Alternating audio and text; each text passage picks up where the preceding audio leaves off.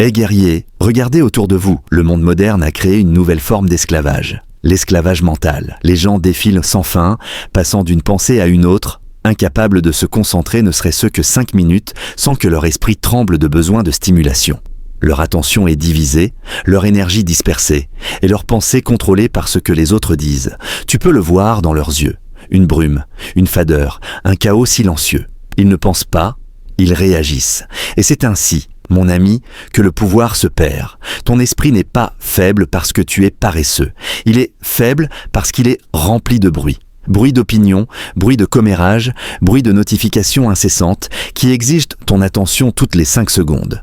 Tu n'es pas fatigué, tu es surchargé, tu n'es pas démotivé, tu es dispersé. Et dans cette confusion, ton potentiel s'écoule en silence. Machiavel avait compris cela il y a des siècles. Il avait observé que l'homme le plus dangereux n'est ni le plus fort, ni le plus riche, mais celui qui pense clairement. Il disait « L'homme sage fait immédiatement ce que le fou fait finalement ». La différence entre le sage et le fou, c'est la clarté, la capacité de couper à travers le bruit et de voir ce qui compte vraiment. Plus ton esprit devient affûté, plus tu contrôles ta vie, tes décisions, ton destin. Imagine une lame émoussée se plie, se fissure et échoue lorsqu'elle rencontre la résistance. Mais une lame affûtée coupe tout avec précision et élégance.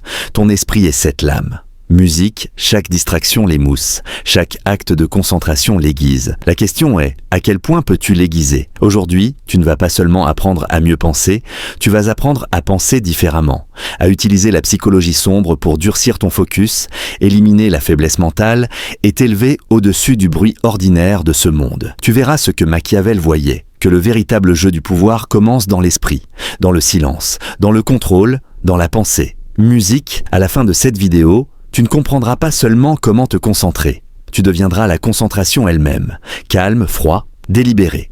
Parce que lorsque tu maîtrises ton esprit, personne ne peut te manipuler, te confondre ou te distraire. Tu verras à travers les illusions. Tu prédiras les mouvements avant qu'ils n'arrivent. Tu deviendras un stratège silencieux dans un monde rempli de bruit. Maintenant, écris cette affirmation dans les commentaires, mon esprit est mon arme. 1. Le véritable pouvoir de la concentration. La concentration n'est pas la motivation.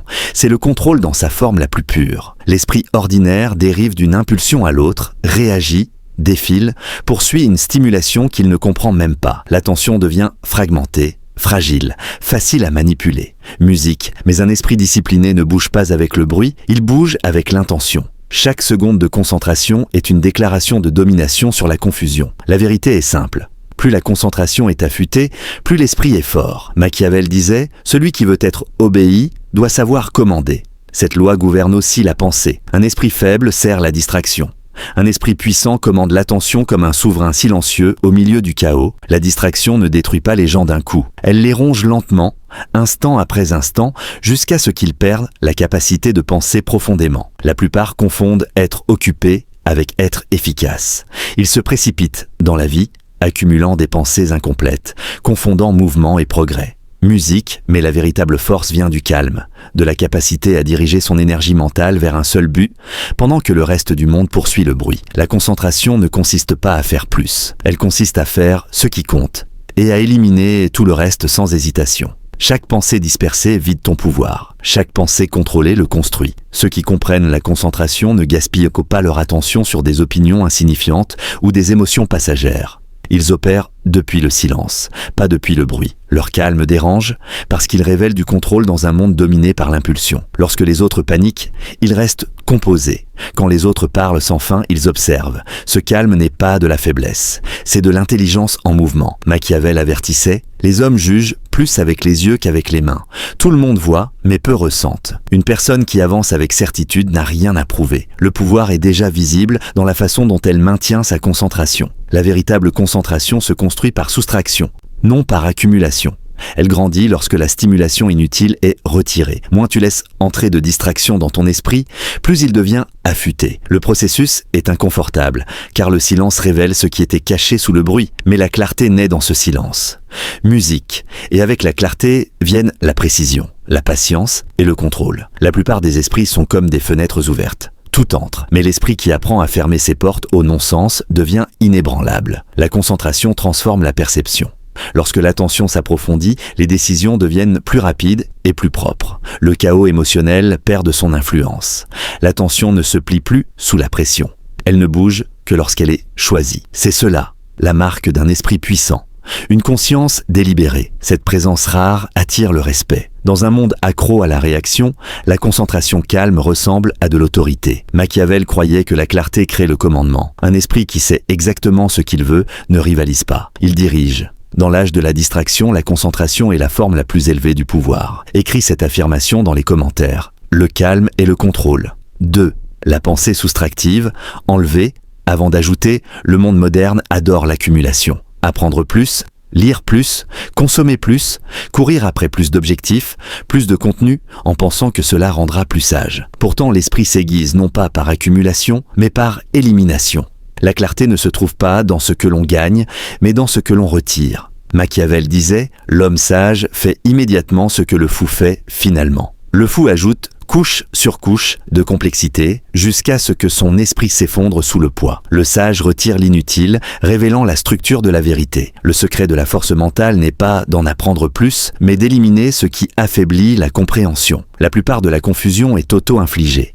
L'esprit se remplit de bruits déguisés en connaissances, opinions, tendances, commérages, conseils inutiles, notifications incessantes et les résidus émotionnels du chaos des autres. Chaque chose vole de l'énergie mentale. La pensée soustractive consiste à couper avant de créer, à nettoyer avant de construire. Cela demande de la précision. Retirer les fausses idées, se détacher des influences insignifiantes, enlever tout ce qui ne compte pas. Ce processus fait peur, car l'esprit humain redoute le vide. Mais c'est dans ce vide que naît l'illumination. L'esprit est une lame couverte de poussière. Enlever la poussière est le seul moyen de retrouver le tranchant. C'est pourquoi les grands penseurs recherchent la solitude. Ce n'est pas de la solitude, mais du nettoyage mental. Dans le silence, les illusions disparaissent. Ne restent que les pensées brutes, directes, fortes. La pensée soustractive est brutale. Elle coupe à travers l'ego, le sentiment et l'attachement. Elle questionne tout jusqu'à ce que la clarté apparaisse. La société glorifie l'ajout parce qu'il donne l'impression d'être productif. Mais le progrès réel se produit lorsque l'excès est éliminé. Retirer le superflu, c'est comme nettoyer la buée d'un miroir. D'un coup, tout devient visible. Les pensées se déplacent avec précision. Les décisions se prennent sans confusion. Ceux qui maîtrisent cette approche paraissent mystérieux. Ils parlent moins, mais disent plus.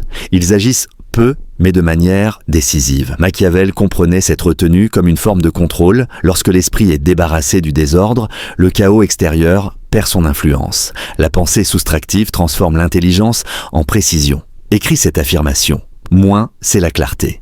Machiavel disait, la première méthode pour estimer l'intelligence d'un dirigeant est de regarder les hommes qui l'entourent. Les hommes autour de ton esprit sont tes pensées. Si elles sont faibles, le dirigeant est faible. Le contrôle mental est la fondation de toute autorité personnelle. Sans lui, tout s'effondre. Le monde moderne tire l'esprit en 1000 directions. La peur manipule, la colère détruit le jugement, l'anxiété vole la présence. Le pouvoir commence lorsque l'on apprend à observer son esprit au lieu de se noyer dans lui. Cette séparation crée la domination.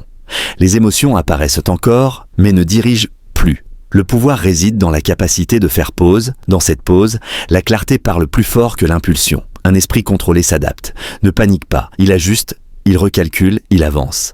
Chaque émotion devient donnée, pas désordre. Ceux qui maîtrisent leur esprit deviennent illisibles. Et ce qui ne peut pas être lu ne peut pas être manipulé. Écrit, le contrôle crée le pouvoir.